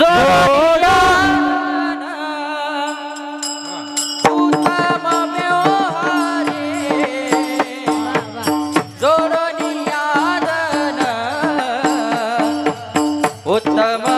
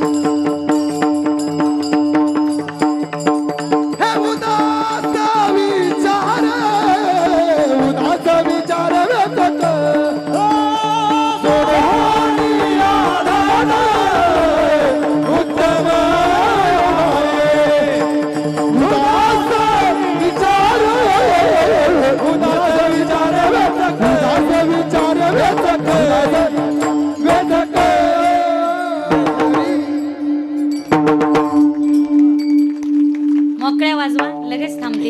मोकळ्या वाजवा. विठ्ठल विठ्ठल विठ्ठल जोडून या धन उत्तम व्यवहारे उदास विचारे वेच करी. कमवायचंय ते योग्य मार्गाने कमवलं पाहिजे. जोडून या धन उत्तम व्यवहारे, व्यवहार चांगला असला पाहिजे. एखाद्याला लुबाडून, लोकाच्या माना पिरगळून, लोकाचा गळा कापून, नाही जमलं तर खिसा कापून, लोकांना लुबाडून कमवलेलं जे धन असतं, नीतिमत्तेची लक्ष्मी येत असेल तर ती धोका देत नाही. आणि तिचे असेल तर कधी जातं माणसाचं. पहा तुम्ही कवट जे पाहिलंय ना, कवट पाहिलं का तुम्ही? कवट आपणही खातो पण फोडून खावं लागतं. आणि हत्ती ज्यावेळी खातो त्यावेळी तो तुम्ही आत्ता चंद्रावरून आले का खाली? कवट का हत्ती खात असताना हत्ती कवट काय करतो? खातो. पण ज्यावेळी कवट टाकतो तो विष्टा म्हणून, त्यावेळी कवट अख्खच्या अख्खं असतं. फोडून पहा तुम्ही, कवट तर खातो तो, फुटलं तर कुठं दिसत नाही. आणि आत फोडून जर पाहिलं ना तर त्याच्यामध्ये गरज निघत नाही. अरे फोडलं तर नाही पण गेलं कुठं, तसं असतं. नीतिमत्तेची जर लक्ष्मी असेल तर ती धोका देत नाही. आणि तिनं जर कमवलं तर कवटाच्या फळासारखं असतं. मग ते हत्ती जसं खातं, गेलेलं तर दिसत नाही आणि घर तर गायब असतो. विठ्ठल विठ्ठल विठ्ठल विठ्ठल विठ्ठल विठ्ठल. लोकांचे मुंडके मोडून, लोकांचा काटा काढून लोक म्हणतात आता काही वाटत नाही, भोगताना काही वाटत, पण नंतर पोरं ज्यावी प्यायला लागतात, पोरगी पळून जाती. लोक म्हणतात असं व्हायला नव्हतं पाहिजे. अरे तेव्हाच तर तसं वागायला नव्हतं पाहिजे ना. लोकांना आत्ता भोगताना काही वाटत नाही, पण काही दिवसांनी ज्यावी, काही वर्षांनी परतफेड करावी लागते आपल्या वागणुकीची, त्यावेळी यातना होतात. इथं मदिरा पिताना, इथं मांसाहार करताना, इथं मौज मजा करताना, इथं पैसे उडवताना, इथं खोटे नाटे धंदे करताना लोकांना काही वाटत नाही. पण ज्यावेळी मारिती जोडीती तोडीती निष्ठुर यमाचे किंकर बहुसाल, जोडून या धन उत्तम व्यवहारे उदास विचारे म्हणजे दान करत असताना उजव्या हाताने केलेलं दान डाव्या हाताला कळू नये. आपण केलेलं दान परत फेडीची इच्छा न करता दान केलं पाहिजे. आणि दान करत असताना उदास विचारे म्हणजे आपण जे दिलंय त्याने परत आपलं द्यावंच का. एक महाभारतातला प्रसंग आहे. ज्यावेळी कर्ण दाढी करत होते, महारथी कर्ण, अंगराज कर्ण दाढी करत असताना एक याचक आला, महाराज मरतो मी, फार संकटात आहे, काहीतरी मदत करा, नाही तर मरायची वेळ येईल माझ्यावर. दाढी करत असताना ते पाणी ठेवायला सोन्याची वाटी घेतली होती कर्णानं. आता कर्ण होता तो. कर्णाने जशी डाव्या हातानं वाटी उचलली तशी दान देऊन टाकली. त्या नावी दादानं प्रश्न केला, महाराज दान देत असताना उजव्या हाताने द्यावं, डाव्या हाताने दिलेलं दान पावत नाही. त्यावर कर्णाचं काय उत्तर होतं, म्हणजे दानशूराच्या यादीमध्ये कर्णाचं नाव का अग्रगण्य. कर्णाने उत्तर दिलं त्या नावी दादाला, डाव्या हातातली सोन्याची वाटी उजव्या हातात घेऊन दान देईपर्यंत कर्णच मेला, माझा प्राणच गेला तर दान द्यायचं राहून जाईल. म्हणून आहे त्या परिस्थितीत जिथं वाटतंय, नंतर नीतिमत्ता फिरती माणसाची. एखाद्याला वाटलं ना त्याला लगेच दान केलं पाहिजे. सकाळ होईपर्यंत जर आपणच राहिलो नाही तर ती इच्छा शेष राहील ना, आपली वासना शेष राहील. म्हणून डाव्या हाताने दिलेलं दान उजव्या हाताला कळू नये, याला म्हणतात उदास विचारे वेच करी. ते केल्यानंतर काय प्राप्त होईल, उत्तमची गती तो एक पावल, उत्तम भोगील जीवखानी, अभंग लांबलं सखे खालून मला मदत करत चला. परोपकारे नेने परोपकारे जो करेल तो उत्तम गती पावेल, परनिंदा करणार नाही उत्तम गती पावेल. उत्तम भोगील जीवखानी, परोपकारे नेने परनिंदा, परस्त्रिया सदा बहिणी माया, भूतदया काही पशूंचे पालन, ताणलेल्या जीवन वना माझी. अभंग सरळ सोपा साधा आहे, तुम्हाला सगळ्यांना कळेल. भूतदया गायी पशूंचे पालन, ताणलेल्या जीवन वना माझी, उत्तमची गती तो एक पावेल, उत्तम भोगील जीवखानी, शांतिरूपी नव्हे कोणाचा वाईट, उत्तमची गती तो एक पावेल. वाढवी महत्व वडिलांची, उत्तमची गती तो एक पावेल.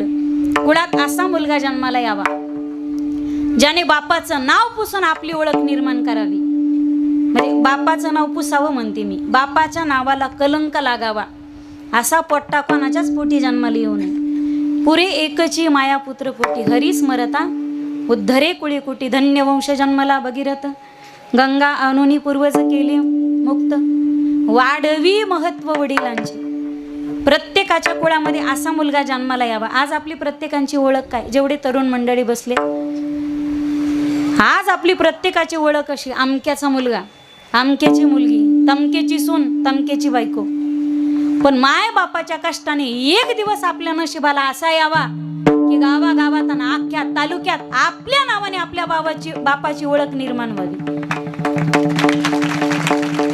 ते दिसताय नाही, ते कोपऱ्यात बसलेले जे वारकरी बाबा आहेत ना, कृपा तिकडे कोणीच बसलेलं नाहीये, त्याच्यामुळे इकडे तिकडे पाहू नका तुम्ही, लई चंचल येते तुम्ही. ते कोपऱ्यात बसलेले जे काका आहेत ना, माळकरी, गळ्यात माळे, कपाळाला गंध आहे, डोळ्याला त्यांच्या चष्मा लावलेला आहे, डोक्याला टोपी, ते बसलेले काका आहेत ना, आलेले जे तहसीलदार साहेब आहेत ना, त्या साहेबाचे हे वडील आहेत. आणि आलेले तहसीलदार साहेब या बसलेल्या काकाचा मुलगा आहे बरं. आपली मुलगी जर आली, आई वडिलांच्या कष्टाची जाणीव ठेवून जर क्लास 1 क्लास 2 ऑफिसर झाली ती, तर आपल्या नावाने आपल्या मायबापाची ओळख व्हावी. त्या कोपऱ्यात बसलेल्या त्या काकू आहेत ना, कुंकू लावलेल्या कपाळाला, डोक्यावर पदर घेतलेल्या, तुळशीची माळ गाळ्यामध्ये, त्या बसलेल्या ज्या काकू आहे ना, आलेल्या PSI मॅडम, त्या काकूची पोरगी आणि बसलेली ती बाई त्या PSI मॅडमची आई.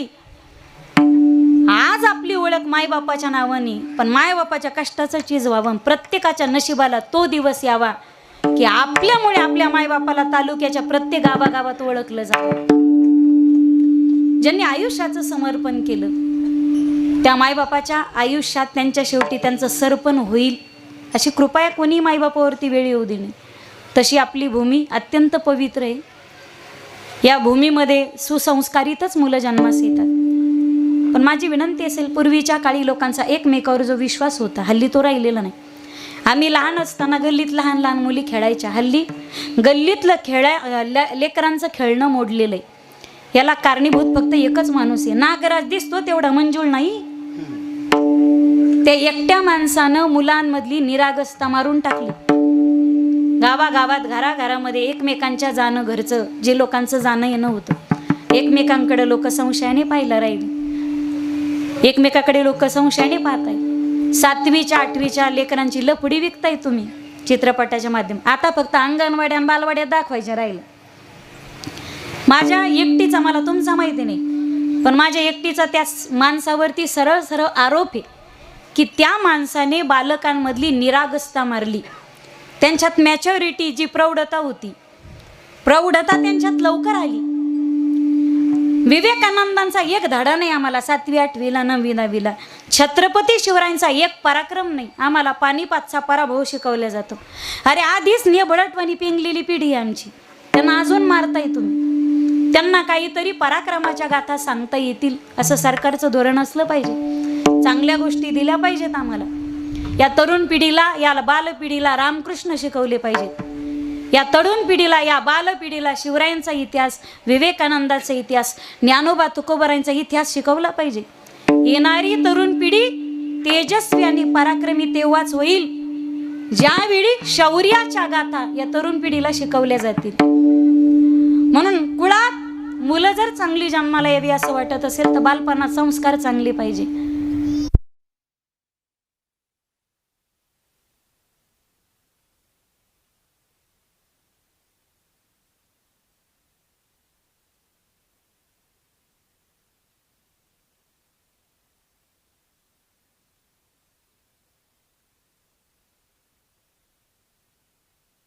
तुका म्हणे हेची आश्रमाचे फळ, तुका म्हणे हेची आश्रमाचे फळ,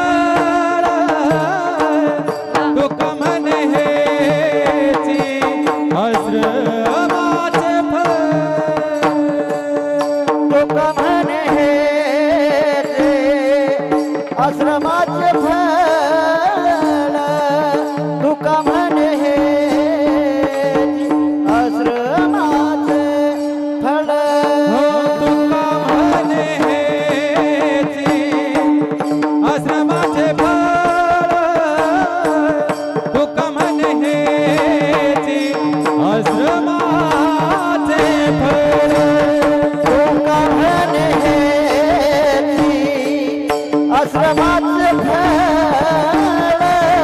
तुका म्हणे हेचे आश्रमाचे फळ.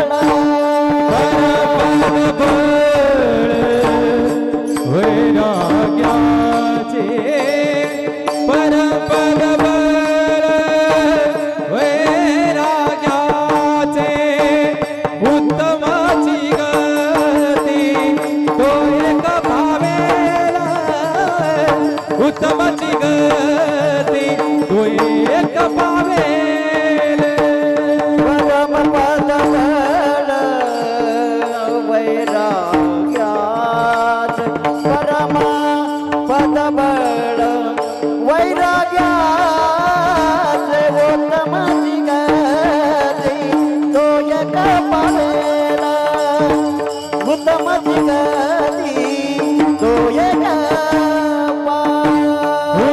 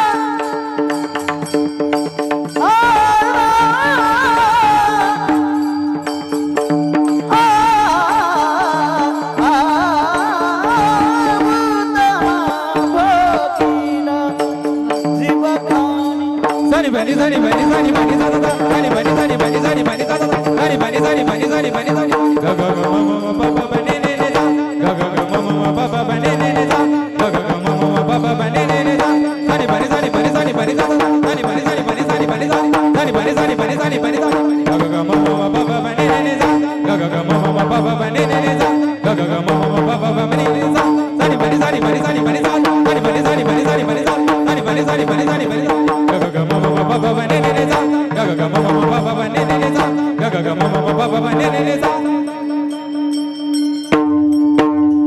उत्तम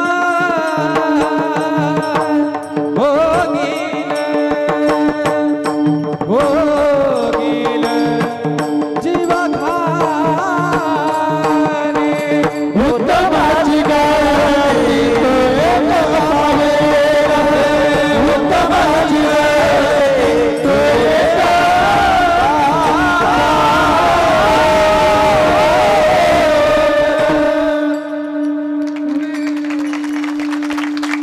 का म्हणे हेची आश्रमाचे फळ परमपद बळ वैराग्याचे उत्तमची गती तो एक पावेल उत्तम भोगेल जीवखाणी झालेली सेवा ज्ञानोबा तुकोबारांच्या चरणारविंदी समर्पित करून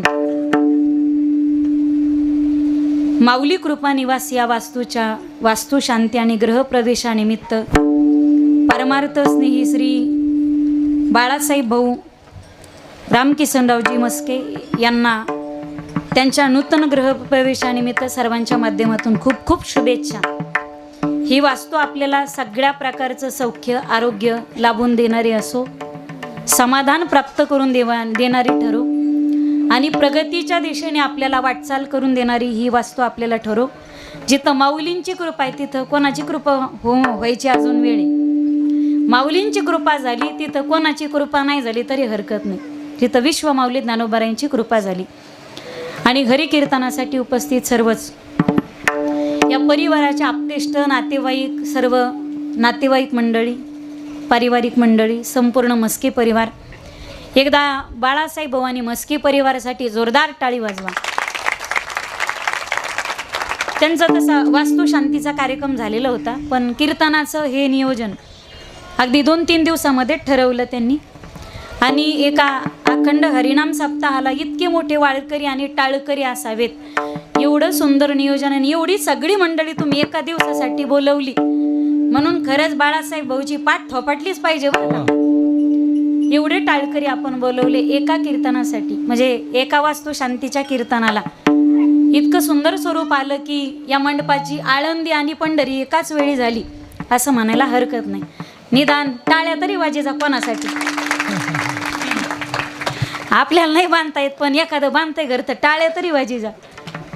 हे पा ॲसिडिटी गोळी खाऊन जाते, ॲसिडिटी गोळी खाऊन जाते, पण लोकांची प्रगती पाहून होत असलेली जळजळ गोळीनं पण जात नाही. काय जावं आपल्याला नाही बांधता येत नाही बाबा, पण तो बांधलं ना तो कौतुक. आम्हाला नाही कीर्तन ठेवता येत, आम्हाला कीर्तन नाही करता येत, आमच्याच्या नाही झालं पण तो पट्ट्या कीर्तन ठेवलंस म्हणून निदान कौतुक तरी करता आलं पाहिजे. एकमेकाचं कौतुक करायला शिका. बाहेरच्या देशात एकमेकाचं कौतुक करतात, तिथं दोष पाहायला जागाच नाही. काय चुकलं हुकलं बास, नवीन काय आपल्याला डेव्हलप करता येईल ते पाहिलं जातं. म्हणून जपानने किती प्रगती केलेली. आपल्या भारतामध्ये एकमेकाचं कौतुक, आपले सगळे मिळून पुढे गेलेले ते तंगडे कसे मागे वाढता येते याच्यासाठी मिळून सगळे प्रयत्न करतात. पण हे नसावे. दुसऱ्याची प्रगती ज्याला सहन होते त्याला प्रगती करता येते. एखाद्याचं कौतुक ज्याला करता येतं त्याचं समाज कधीतरी कौतुक करत असतो. म्हणून त्यांना त्यांचं हे स्वप्न पूर्ण करत असताना त्यांच्या घरच्यांची साथ, पत्नीची साथ, आईचा आशीर्वाद, भावाची साथ आणि सगळ्या मित्रमंडळीची अनमोल किमतीची लाभलेली साथ आणि वडिलांचे आशीर्वाद.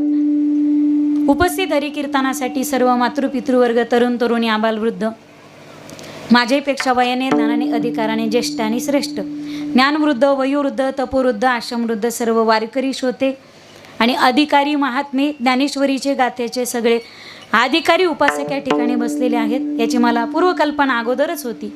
इतर ठिकाणी नाही, पण ह्या ठिकाणी जर कीर्तन असेल तर चांगले चांगले कीर्तनकार घाबरतात या भागामध्ये. कारण अभ्यास करणारी ही नगरी, अभ्यासू नगरी आणि ज्ञानेश्वरीचे चांगले चांगले उपासक आणि बहुश्रुत मंडळ या भागामध्ये आहेत. हरिकीर्तनासाठी उपस्थित ज्यांच्या गोड पंचपदीने कीर्तनाचा प्रारंभ झाला, सुरुवातीची चाल ज्यांनी गायली हरिभक्तीपारायण उमरीकरजी महाराज, त्याचप्रमाणे शेवटची चाल ज्यांनी गायली असे हरिभक्तीपारायण आदरणीय मनोहरजी महाराज, पलीकडचे विनेकरी बाबा, आमच्या कथेला कीर्तनाला ज्यांची नेहमी साथ असते असे ते दोघं पण परभणी जिल्ह्यातलेच आहेत तुमचे, सेलू गावचे. तिघ आहेत, ही चौघ आहेत, चौघ सेलूचे तिथे परभणी जिल्ह्याचे. 1 2 3 आणि सगळे परभणीतले, सगळे परभणीतले. आम्ही तिघ जालन्यातले येतात, तिघ आपण जालन्यातले. परभणी जिल्ह्याचंच भूषण आहेत. सुरुवातीची चाल ज्यांनी गायली असे भजन सम्राट आणि ज्यांचं संगीत खूप छान आहे, कथेमध्ये सिंथसायझरची म्हणजे कीबोर्डची साथ करतात असे रमेशजी महाराज बिटे, तथा आमच्या जालना जिल्ह्याचं भूषण भजन सम्राट अभयजी महाराज राठोड, दोन्हीही मृदंगवादक आदरणीय हरिभक्तीपारायण मंगेशजी महाराज. आणि दुसरे आमचे आपल्याच परभणी जिल्ह्याचे मृदंग वादक तथा तबला पण गोड वाजवतात महाराज, कार्तिकजी महाराज हिंगणे. माझा आवाज तुमच्यापर्यंत पोहोचवणारी सुंदर मंडप डेकोरेशन साऊंड सिस्टीम मधले एक महाराज गेले तिकडं, आदरणीय हरिभक्तीपारायण नाव काय त्यांचं गेले का? मग तुमच्या तिघातून कोणतं राहिलं? हे राहिले का? हा, हरिभक्तीपारायण माऊली महाराज. त्याचप्रमाणे इतरही कोणी अधिकारी असतील महात्मे नामोल्लेख जर कोणाचा राहिला असेल तर मला लेख समजून तुमच्या पदरात घ्या. त्याचप्रमाणे आतापर्यंत महिला मंडळ, तुम्ही ठेवू नका या भागात महिलाची कीर्तन, पण त्या मला युट्यूबला घराघरात ऐकतात. वाजवा टाळ्या, चला.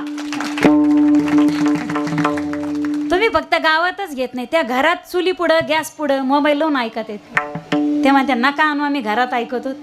म्हणून माझ्या सगळ्या मातृशक्ती म्हणजे ज्ञानोबा तुकोबारायांचा हरिकीर्तनासाठी उपस्थित माझे पतिराज. नाही तर कीर्तन झाले तुम्ही म्हणायचे ते तुमचे भाऊ होते का, म्हणजे मिटलं का?